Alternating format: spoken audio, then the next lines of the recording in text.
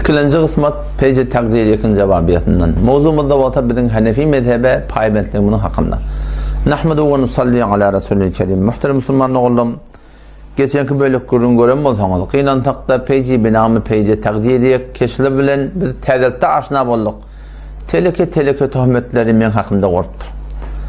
Vel çare tapmadım men hem özünden defa etmektir. Çon vakti adamın şahsiyeti zil suale gitti. O adam hiç vakitte camiada diyanetın hakkından bu arada etimat bolup başarmıyor. Aydan kepleri Müslümanın ağzından çıkmalı kepler.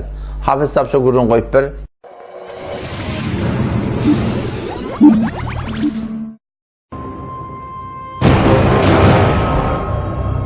شناخت شبکه‌های وهابی وصال حق وصال فارسی شبکه جهانی کلمه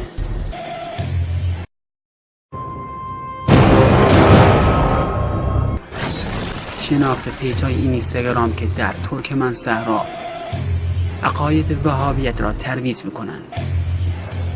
توحیدی خط تیره ترکمن، حافظ یلمه، پیج حق طلب. این پیج های اینستاگرامی جز راه شیطان چیزی را دنبال نمی کنند.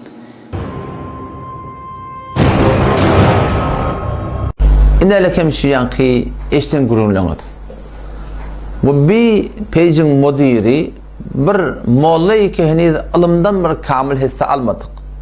Bu bundan keyin qiyin olmasan olacak. Mun atası ve hurmatly Toğulcağın Akkалада o da ödenen bir kanal doğrulap netenden men hakkımda bizim seyirganımıza gelip bilen ulamaları ve hatta ustadları şolan hayti bir dadından ödü yandan ödü irad alıp mantığıda qovga turdup berler.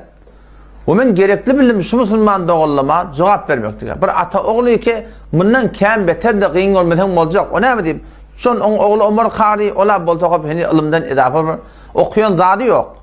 O atası da deysen malahim aqla adamla biliye hurmatly Toğulcağın hiçbir hücrede kamil ahunçılığı okuyup da varaqim.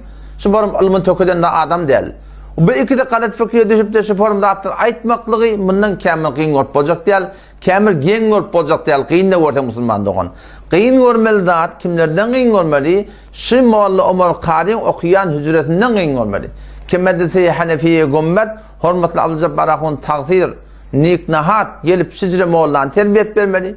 Hurmatly Celal Qari'nin şagirdi bolup da şu forum baştaki Müslüman doğullun hakkında şu forum elfazları ağda almaklık şulardan qiyin görmeli. Ve men şu gurrunu ağdamadan önce şu gurrunu vermeden önce şu gurrun şolun hücresini yetirdim kesedim moğullana şeydik gelip şu forum ork gelip ve men şu hücrenin adını tutacak yadım takdirin adını tutacak yadım. Hurmatly Celal Qari'nin adını tutmaklık men niyetim yoktu. Ama hatta şu öten arsam etdim. Saat 10'ka qolaydağı men yine de gödedim. Yaşlılar şahidlen guruna tertip eser verip öz moğullatın qıssap şunu ayırttılar mı ya ayırttırmadılar mı? Müteessifane henüz de öz aynadı. Pet haqiqatda belli oluyor keşli adamların ölleri moğulların şu form terbiyet verdi varaqim. Şu form aytmaklığa varaqim onlar dert verdiyen şekilde Müslüman doğan. Qiyin görmeli, şulardan qiyin görmeli.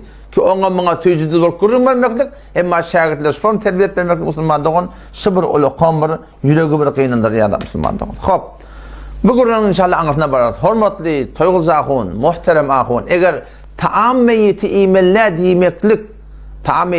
demeklik, eğer cahiliyeti modern bolyan olsa, kru taam, haramın hukmunna da şey, haram değil, haramın hukmunna şey. Bu yaşına haram değil, sıbır olu qam günah kasırık. Şuna ne yaparım? Bismillah diyeyim lan. Teynelekem ödemen Celal Qari'nin öz aydan gurumlarının, öz kitapçından okuyup verin. Keşe Xudayın menden bir vasılatlara haqqa itcaq qolup haramı mengleş deyiptir, haram deyiptir. Göreyle şoň hakkında tenden fetva berýärsiň. Ten şoň da hakkında şform gıqçı etip başarýarsyňmy?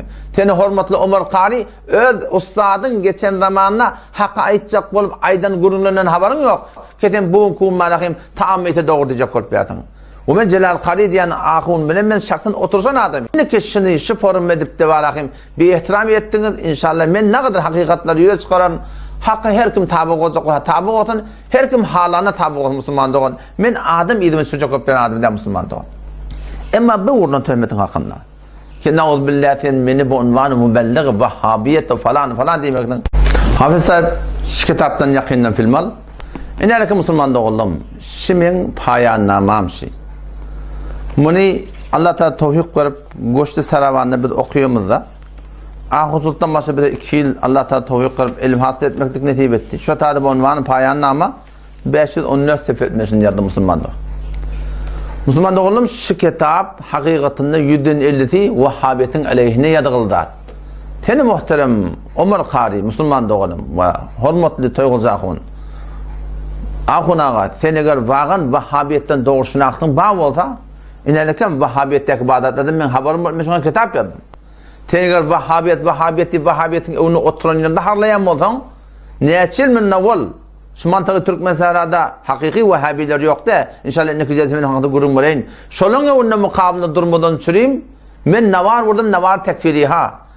Ve sen eğer münazara korkup da gelip bilmeyen olsan men şolar münazara çağırıp ahirde gelip bilmeyen kullen İran'a çıkıp gitti de. Ve sen eğer Türkmen Sahra'nın fakat Vahhabilerin marahim münazara çağıran olsan men kulli cihan İslam'da Vahhabiyetin hakkında marahim men marahim keplep şolar münazara çağıran adam. Sen bu gün oturan yerinde ona sen Vahhabi diyecek koyarsan. Namart asütünne harlar deyiptir. Orta asütünne gurlar. Savaş kurup kılıç parlar düşman görülmegen yerde. Oturan yerinde harlap otuyordun ona Vahhabi deyip gel falana hun oturuşak diyende de yarım metre oturan yerden hiç başaran aklın. Otan sen ona töhmet durmaktan. Ne Müslümandan o de? Vahhabiyet dileyenlerin hakkında elhamdülillah ben kent tahkik ettim. Ve şunun mukabilinde elhamdülillah Türkmen Sahra'da köp ulamalar rahmet çekiyetmeye bir rahmet çekmeyene men Müslüman doğun. Men öyle kitabımda dikkat et. Hürmetli Ömer Qari Vahhabiyetten yiyecek olan men sana tanıdayın. Vahhabi diyen adamla tevessül doğru kabul edenek. Vahhabi diyen adamla sema mutan bir kaptalı yıkılıqlı. Vahhabi diyen adamla bir medhebe duranakla. Vahhabi olan adam aslen seferde sünnet okuymalı diye. Vahhabi diyen adamla doğru ıskatı Hanefi mezhebdeki Bağdadi kitabı var da aslen kabul edenekla. Vahhabi diyen adamla Mevlud Khanini aslen behis suratında kabul edenekla. Ten Vahhabi diyen adamla bir adım müteberrek kılıp teberrük yaptı Peygamberin şun önünden qalandatları şun doğru doğrusuna kamil doğrusuna kabul eden akla. Ten Vahhabi diyen adamla Bedat Hasenan kullen kabul eden akla. Ten Vahhabi diyen adamla onun den teşkibada kafir müşrik deyip tekfir etdilerler.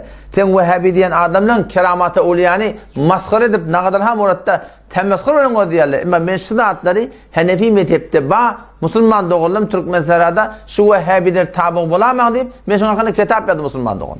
Ten oturan yerden buğun kun Nauz billah şu töhmeti men özüme vurmaklın. Bu Müslüman doğun öyle qamır töhmet, yalan töhmet ağır bir asmandan eğer şun hakkında tövbe edip de milleti bir yalınşıptır deyip aytmasan erti menin elim sen elinde ve senin atan elinde ve senin ustaatına geldi Müslüman doğullum.